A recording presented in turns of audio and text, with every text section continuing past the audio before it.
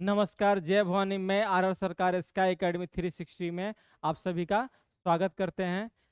इतिहास की क्लास में हम लोग बौद्ध धर्म जैन धर्म के बारे में पढ़ चुके हैं। ठीक है, आज हम लोग जो है महाजनपद काल, प्राचीन भारत का इतिहास पढ़ रहे हैं। उसके तहत आज हम लोग महाजनपद काल के बारे में पढ़ेंगे। ठीक है, इसमें 6ठी शताब्दी ईस्वी पूर्व जो है भारत के राज्य कैसे थे, कौन कौन थे, वहां पर क्या क्या व्यवस्थाएं थी। ठीक है, तो देखते हैं। देखिए, 6ठी शताब्दी ईस्वी पूर्व में एक और जहां धार्मिक क्रांति हुए, वहीं दूसरी ओर धार्मिक क्रांति के फलस्वरूप लोगों के सामाजिक आर्थिक राजनीतिक जीवन में भी अत्यधिक परिवर्तन हुआ। ठीक है, इस समय तक जो है 6ठी शताब्दी ईस्वी पूर्व में क्या हुआ कि जैसा कि मैंने बताया था कि जो पाषाण काल से चला आ रहा था, वैदिक काल में परिवर्तन हुआ लोगों का जीवन आर्यों के आने से। उसके बाद उत्तर वैदिक काल में और ज्यादा कर्म कांड, पूजा पाठ, यज्ञ हवन आदि बढ़ गए, जिससे और ज्यादा लोगों के जीवन में परिवर्तन हुआ। और जो है उसी से रुष्ट होकर जो है अलग अलग धर्मों का भी उदय हुआ, जैसे बौद्ध धर्म, जैन धर्म, ठीक है, और भी अन्य धर्म।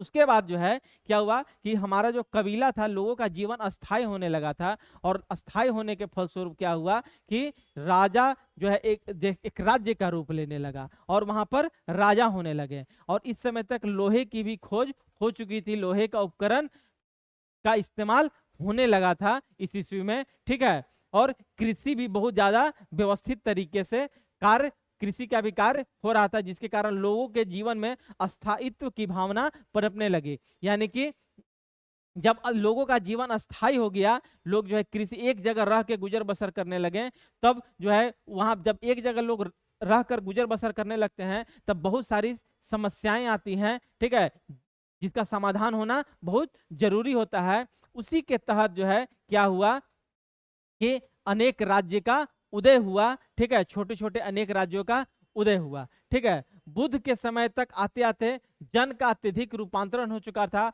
और जनपदों का जन्म हो चुका था। ठीक है, जिस बौद्ध ग्रंथ का अंगुत्तर निकाय और जैन ग्रंथ का भगवती सूत्र। ठीक है, बौद्ध ग्रंथ का अंगुत्तर निकाय किससे संबंधित है? बौद्ध ग्रंथ से, जो मैंने बताया था। और भगवती सूत्र ग्रंथ जो है किससे संबंधित है?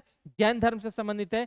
इसका जो जैसे जो 16 महाजनपद हैं, इसका उल्लेख किसमें किया गया है? बौद्ध ग्रंथ और जैन ग्रंथ में। और वह 16 महाजनपद कौन कौन है उसको देखिए और इसका याद रखिएगा क्षेत्र और इसका राजधानी। देखिए, सबसे पहले अंग है, हम ध्यान से बोर्ड को देखिएगा। सबसे पहले अंग है जिसका वर्तमान क्षेत्र कौन सा है? अभी वर्तमान में भागलपुर है और मुंगेर का जिला है। अंग जो है अंग प्रदेश बोलते हैं ना, अंग का भाषा वहां पर बोली जाती है मुंगेर में। भागलपुर मुंगेर जिला का क्षेत्र बिहार में है। इसकी राजधानी कौन सा है?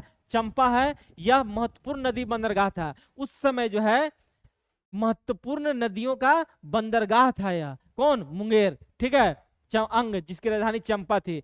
मगध के तहत पटना, गया, शाहाबाद जिला, शाहाबाद कहने का मतलब आरा वाला, भोजपुर वाला जिला बिहार में है। इसकी राजधानी कहाँ थी? गिरिब्रज, राजगृह, जिसका बाद में जो है पाटलिपुत्रा हो गया था। इसकी राजधानी स्थानांतरित करके जो है बताएंगे आगे में कि कौन सा शासक किया था स्थानांतरित। ठीक है, तो मगध पहला हो गया कौन सा? अंग। दूसरा है मगध, मगध की राजधानी राजगिरी, अंग की राजधानी चंपा। ठीक है, तीसरा है काशी, काशी का वाराणसी। ठीक है, उत्तर प्रदेश। कौशल, अवध का क्षेत्र। ठीक है, जिसमें फैजाबाद, अयोध्या वगैरह है ना, अयोध्या है, गोंडा है, बहराइच है, ये सब जो है कौशल की राजधानी अयोध्या। महाकाव्य काल में अयोध्या, श्रावस्ती जो है सहित में बौद्ध काल में। वत्स की राजधानी कौशाम्बी, इलाहाबाद का क्षेत्र। ठीक है, मिर्जापुर, इलाहाबाद। चेदी, बुंदेलखंड का क्षेत्र। ठीक है, सुक्तिमती, सोथितवती, वही बात है। कुरु, हस्तिनापुर, इंद्रप्रस्थ, ये सब जो है कुरु की राजधानी थी, जहां पर जो है महाभारत हुआ था। दिल्ली और मेरठ का क्षेत्र, हरियाणा वाला। पांचाल, पांचाल में दो पांचाल था, एक उत्तरी पांचाल था और एक दक्षिणी पांचाल था। तो उत्तरी पांचाल की राजधानी अहिच्छत्र और दक्षिणी पांचाल की राजधानी काम्पिल्य, कन्नौज, कन्नौज वाला एरिया।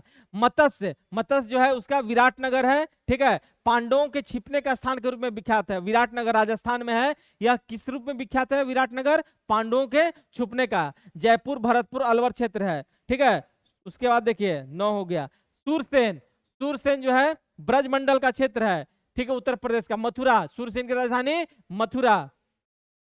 अस्मक, अस्मक की राजधानी पोतन, पोटली। ठीक है, अवंती, अवंती की राजधानी उत्तरी अवंती और दक्षिणी अवंती दो था। उत्तरी अवंती की राजधानी उज्जैन और दक्षिणी अवंती की राजधानी महिष्मती। उज्जैन, महिष्मती का नाम सुनेंगे, कौन सा पिक्चर था बाहुबली, उसमें। उज्जैन जिले से लेकर नर्मदा नदी तक है अवंती का क्षेत्र। गांधार, तक्षशिला, ठीक है, यहाँ पर है आपका पाकिस्तान में।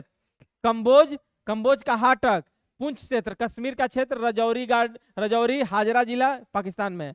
वज्जी जो है, वज्जी की राजधानी वैशाली, ठीक है ना, अपना वैशाली बिहार वाला, ठीक है, यहाँ गणराज्य था। उसकी, इसका क्षेत्र है बिहार, नेपाल, विदेह, वज्जी, लिच्छवी, ज्ञात्री, कुंडग्राम, उग्र, भोग, ये सब जो है इसके क्षेत्र थे। मल, मल की राजधानी, दो राजधानी थी, एक कुशीनगर और एक पावापुरी, मल्लों की राजधानी, ठीक है। तो यह क्या था, 16 महाजनपद था। देखिए इसके अलावा कुछ और भी महत्वपूर्ण बात है। वज्जी और मल के गणतंत्रात्मक, वज्जी में अभी मैंने बताया कि वज्जी जो वैशाली था, और मल में कौन सी व्यवस्था थी, गणतंत्रात्मक। और लोकतंत्र में जो मैंने क्लास लिया था उसमें मैंने बताया था गणतंत्र क्या होता है, लोकतंत्र में क्या होता है, ऐसा बताया था। गणतंत्र का मतलब क्या होता है, एक बार थोड़ा सा स्मॉल पॉइंट में बता रहे हैं। गणतंत्र का मतलब होता है कि राजा जो है, जो देश का जो राष्ट्राध्यक्ष होगा, राजा होगा, वह वंशानुगत नहीं होगा, ठीक है। ऐसा कोई जरूरी नहीं है कि जहां लोकतंत्र है वहां गणतंत्र है ही। जैसे ब्रिटेन में लोकतंत्र तो है लेकिन गणतंत्र नहीं है, क्योंकि वहां पर राष्ट्र के जो अध्यक्ष वंशानुगत होता है, लेकिन भारत में ऐसा नहीं है, ठीक है, गणतंत्रात्मक। और ज्यादा विस्तार से देखना है तो लोकतंत्र का मेरा क्लास देखिएगा, हिस्ट्री का। अंग और मगध का उल्लेख अथर्ववेद में मिलता है। वज्जी जो है 8 गणों का संघ था। वज्जी जो है कितने गणों का संघ था, 8, जिन्हें अष्टकुलिक कहा जाता था, याद रखिएगा। 16 महाजनपद में सबसे महत्वपूर्ण लिच्छवी गणराज्य। वज्जी के पास न तो सेना थी और न ही कृषि राजस्व प्राप्त करने की व्यवस्था। वज्जी जो गणराज्य था, इसके पास न तो सेना थी, गणराज्य था, बहुत सुखी गणराज्य था। इसके पास सेना भी नहीं थी, कृषि से भी पैसा नहीं आता था। और बुद्ध काल का सबसे महत्वपूर्ण गणराज्य कौन था, वज्जी ही था। और बुद्ध महापरिनिर्वाण के पश्चात मल महाजनपद में मगध ने विजय प्राप्त कर अपने साम्राज्य में मिला लिया। जब बुद्ध की मृत्यु हुई थी यानी महापरिनिर्वाण हुआ था, उसके बाद जो है मल्ल जो थे वो जो है किसमें, किसको, वज्जी को जो है अपने में मिला लिया, ठीक है। वज्जी, वज्जी में मैंने बताया था वज्जी में कौन कौन से शामिल थे, लिच्छवी, वज्जी, विदेह और ज्ञात्रिक। उसके अलावा मगध नरेश अजात शत्रु ने वज्जियों को पराजित कर वज्जी गणराज्य को मगध में मिला लिया था, ठीक है। राजगिरी की दीवारें भारत के इतिहास में किलेबंद का प्राचीनतम उदाहरण है। राजगिरी जो है मगध की राजधानी थी। काशी जो है, वाराणसी सूती वस्त्र और घोटों के लिए विख्यात था। कौशल नरेश प्रसेनजीत ने काशी को अपने अधीन कर लिया था, ठीक है। कौशल श्रावस्ती जिसकी राजधानी थी। मध्यम निकाय में बुद्ध ने स्वयं को कौशल का निवासी बताया। भास का जो स्वप्न वासवदता, ये भी परीक्षा में आता है। स्वप्न वासवदता के लेखक कौन है, भास। उसमें मगध, वत्स, अवंती के बारे में का कोई तीनों के बीच में जो टकराव हुआ है उसका उल्लेख किया गया है।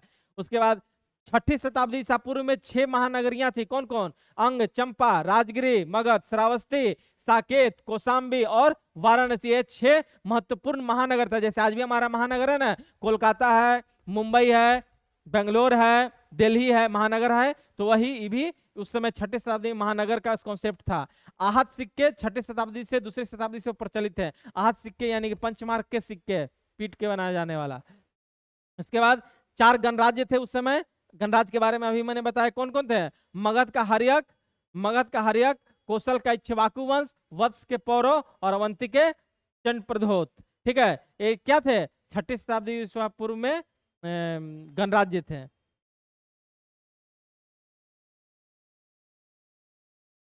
तो यह था गणराज्य, क्या था, महाजनपद काल, 6ठी शताब्दी ईसा पूर्व में महाजनपद काल, ठीक है। इस क्लास में इतना ही रहेगा। अगली क्लास में जो है हम लोग मगध का उत्कर्ष के बारे में पढ़ेंगे, जिसमें हर्यक वंश आएगा, नंद वंश आएगा, ठीक है। और उसके बाद जो है फिर मौर्य वंश की शुरुआत होगी। तो अगली क्लास में हम लोग मिलते हैं किसके साथ, मगध के उत्कर्ष के बारे में पढ़ेंगे, ठीक है।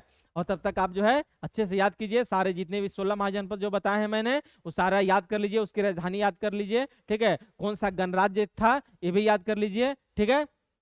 और अच्छे से एकदम याद कीजिए। और तब तक जो है आप रिवीजन कीजिए। खुश रहिए, स्वस्थ रहिए, सुखी रहिए और पढ़ाई कीजिए, ठीक है। मिलते हैं अगली वीडियो में। धन्यवाद।